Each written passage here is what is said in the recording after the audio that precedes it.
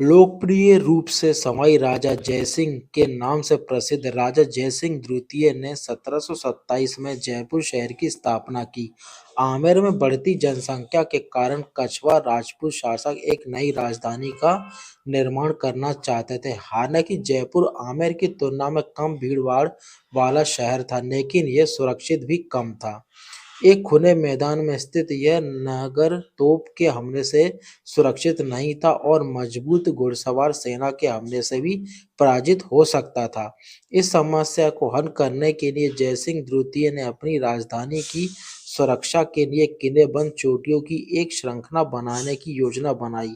इसीलिए उन्होंने 1734 में नाहरगढ़ के किले का निर्माण करवाया। शहर के निकट स्थित इस भव्य किले की दीवारें पास के जयगढ़ के किले और जयपुर से सीधे जुड़ी हुई थीं। प्रारंभिक किले का नाम सुदर्शनगढ़ रखा जाना तय किया गया था। इसके निर्माण के समय श्रमिक हर सुबह उठते थे और उन्हें देखते थे कि उनका पिछले दिन का काम नष्ट हो चुका है। स्थानीय लोगों ने इस तोड़फोड़ के लिए शहर सिंह भूमिया नामक एक राठौर राजकुमार के क्रोधित भूत को जिम्मेदार ठहराया।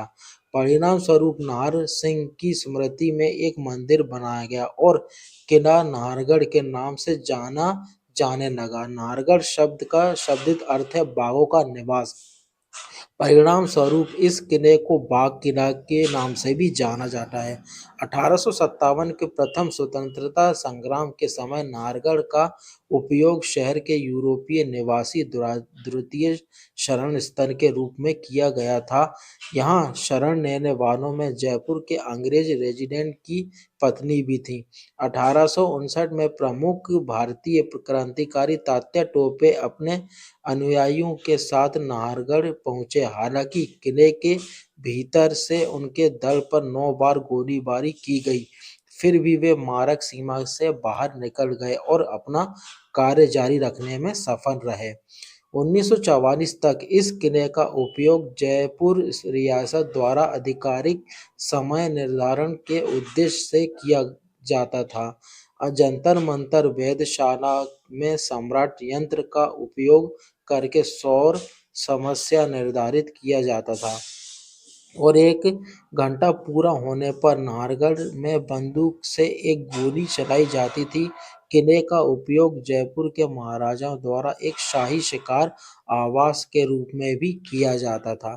किला भारतीय यूरोपीय शैली में बनाया गया है, जिसके अंदर कई संरचनाएं हैं। पहाड़ी की चोटी पर स्थित इस किले की रक्षा के लिए बाहर से किलेबंदी की 2 पंक्तियां बनाई गई हैं। किले के प्रमुख प्रवेश द्वार को ताड़ी दरवाजा कहा जाता है।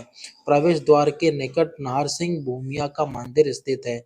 1868 में महाराजा सवाई राम सिंह द्वितीय द्वारा किले परिसर का विस्तार किया गया। लगभग 2 दशकों के बाद नाहरगढ़ में प्रमुख महाराजा सवाई माधो सिंह द्वितीय द्वारा भी महत्वपूर्ण पुनर्निर्माण कार्य किया गया। किले में सैनिक निवास और अपनी पानी की टंकियों जोड़ी किले में सैनिक निवास और पानी की टंकियां जोड़ी गईं। इसके अलावा विशाल तोपों को प्राचीर तक ले जाने के उद्देश्य से एक ढलवां मार्ग का निर्माण किया गया। हालांकि नए निर्माणों में सबसे प्रमुख एक नक्शण 2 मंजिला महल था, जिसे माधवेंद्र भवन कहा जाता था। माधवेंद्र भवन की रूपरेखा जयपुर के प्रमुख वास्तुकार एवं नगर योजनाकार सिद्धार्थ भट्टाचार्य द्वारा बनाई गई थी। इस महल में राजा के कमरों के समूह के साथ-साथ उनकी रानियां और उपपत्नियों के लिए भी कमरे बनाए गए थे। महिलाओं के लिए 9 एक समान कक्ष या आवास बनाए गए थे। प्रत्येक आवास में प्रतीक्षा कक्ष, शयन कक्ष, रसोई घर, शौचालय और भंडार कक्ष के साथ उनकी नौकरानियों के लिए भी कमरे थे। सभी आवास एक संकीर्ण गलियारे से जुड़े हुए थे, जिसका नाम राजा का गलियारा था। महल की रूपरेखा इस तरह से बनाई गई है कि इस गलियारे का उपयोग करके राजा बिना किसी और के जाने रानियों में से किसी एक से मिल सकते थे। आमेर किले में मान सिंह के महल के अंतपुर में भी यह व्यवस्था देखी जा सकती थी। महल में जटिल डिजाइनों और सुरुचिपूर्ण सज्जा वाले राजा के कक्ष भी हैं।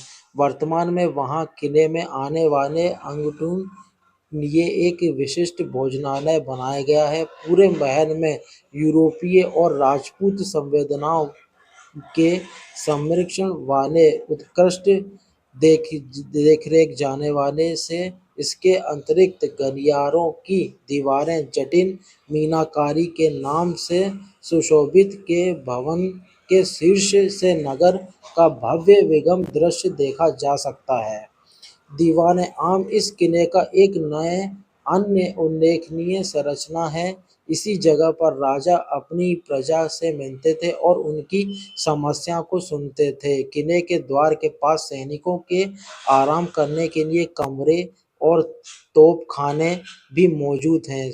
2016 में इन कमरों में जयपुर का मोम संग्रहालय और एक शीश महल खोला गया था। यह प्रसिद्ध व्यक्ति की मोम से बनी 35 से अधिक प्रतिमाएं देखी जा सकती हैं।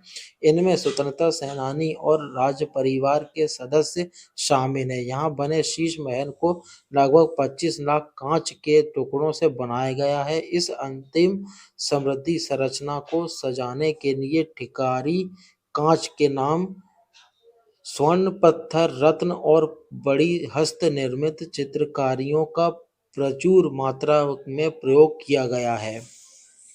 नागढ़ किले को मध्ययुगीन भारत की संवहन वास्तुकला के सर्वोत्तम उदाहरणों में से एक माना जाता है। यहाँ किला जल के अभाव वाले क्षेत्र में एक पहाड़ी के ऊपर स्थित है, जहाँ पानी का कोई सीधा स्रोत नहीं है, जिसके कारण इसकी वर्षा जल संरक्षण तकनीकें प्रेरणाकार जलमार्गों, पुलों और नहरों की एक जटिल व्यवस्था का उपयोग करते हुए इस किले में वर्षा से जल की हर बूंद सुरक्षित की जाती है और जल को किले के निचले स्तर की ओर भेजा जाता है। यहाँ पानी के संग्रहण के लिए कई कुएं का उपयोग किया जाता था। इनमें 2 बड़ी बावड़ियां और एक छोटी बावड़ी या कुंड भी शामिल है।